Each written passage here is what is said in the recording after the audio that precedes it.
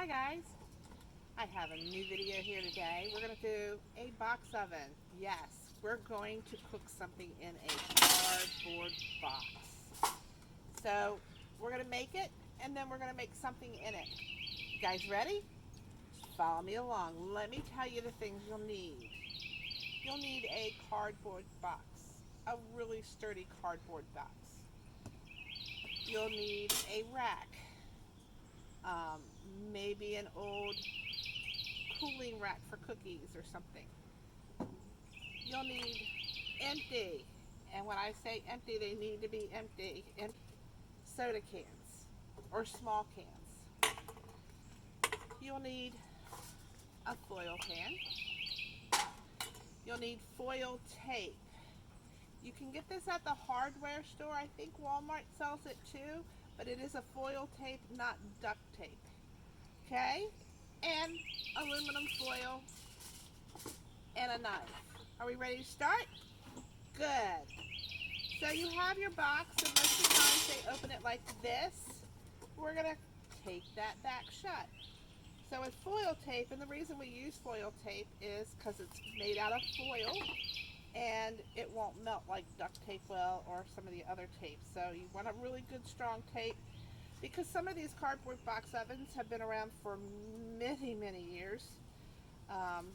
You just take and you can keep repairing it. So here's the foil tape, and we're just going to seal it right down the center, just like that, so that it'll hold our box together, just like that. See? I'm going to put another little piece on here because I didn't quite cut enough, but that's okay. Our last piece for that, to put that together, to hold it. It's going to come down the side. Okay.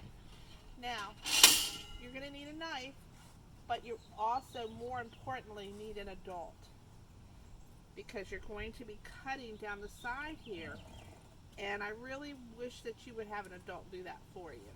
And always cut away from yourself. So we're going to go ahead and start cutting.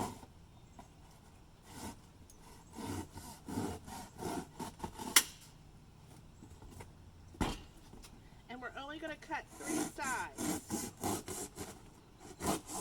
Not exactly the straightest cut, but it'll be okay. So our box oven will go like this. It'll open up like this. You want it to have a lid so it'll open. So the first thing you want to do is start to wrap your box in foil. And you're going to have to figure out the easiest way you can do it. So maybe you go like this and wrap it around and kind of do that there, and then wrap it into the center.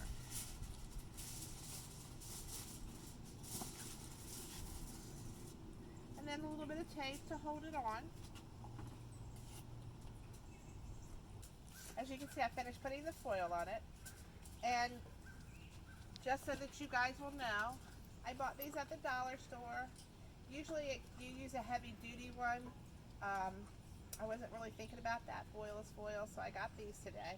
But heavy duty is definitely the best ones. And I finished covered inside and out. Where the pieces of foil met, I tried to put the foil tape over it so it would kind of seal it. Around the box top lid, I kind of tried to seal it. So you can see we have our box. And then what you're going to do is you're going to put your cans in here. And this is when you want to do this, is when it's cold. Figure out how far apart we want them to be. Because what's going to happen is you need to put this on top of here and this in here. So kind of figuring it out here.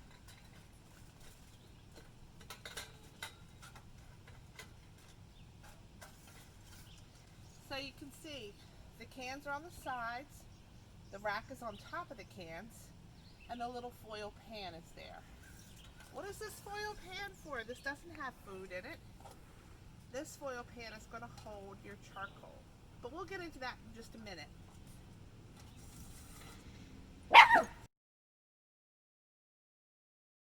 Make some Hershey Kiss fire starters. Very, very easy to do. You just need a piece of wax paper and some wax and a vegetable peeler. And you just sit there and you peel shavings into your pieces of wax paper because wax is very flammable. So we're just putting that in there. This can be old crowns. It can be old candles, birthday candles. Anything you have lying around the house that's wax. The tarts. Tarts work great. And you can make these, and they're great. They're great for starting a fire. So here I've got a pile full. I'm just going to kind of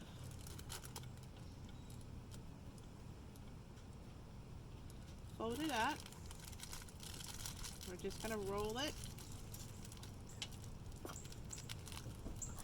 and roll it and give it a little twist here on the end, and your first kiss is made.